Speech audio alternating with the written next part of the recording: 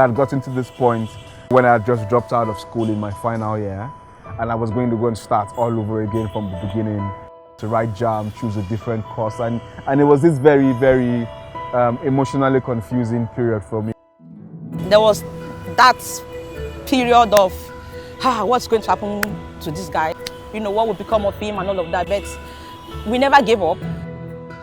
And I took to writing and I took to poetry pretty heavily in trying to make sense of my situation. He attended this Nigerian Navy secondary school, so he was a boarder.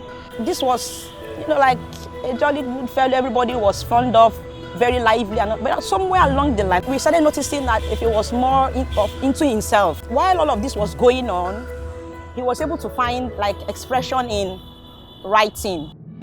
We come from dust and fire, a civilization dancing on water and washing its hands in oil. Our technology once commanded groundnuts to the skies, heaven blessing our offerings in 1,000 tongues. We are a nation conceived in promise. My name is Ife Paul Azino.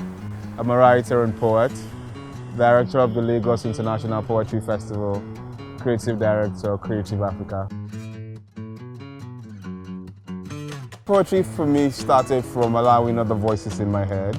I've always read. I grew up in a house full of books, and they called out to me from an early age. And I think I got to a point where I started to feel like I could also tell my own stories, and I wanted to tell my own stories. Spots were opening up across the city, and I would make the rounds, across all these different spaces, read and perform, and the acceptance and the fan base just sort of grew from there. And years down the line, I become, more or less like a household name.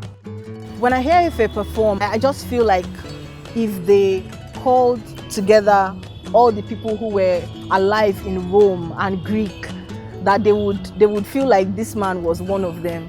Years ago, when there were just a few of us, he performed the poem, and I said, wow, this guy seems to have something a little bit more than the rest of us. He seems to have something really powerful. I think without even knowing it, he has somehow gone to the forefront of the marching line by trying to put together the first Lagos International Poetry Festival.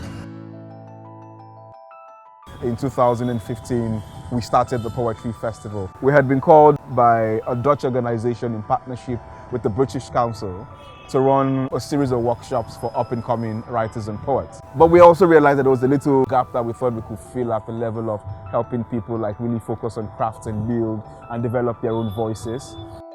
Inspired by that, we decided we were going to run a series of workshops, a panel discussion, and an evening of performances. And we thought, let's just run a festival. So we designed the logo, threw it out on social media, and said we were organizing the Lagos International Poetry Festival. We had no funding, nothing.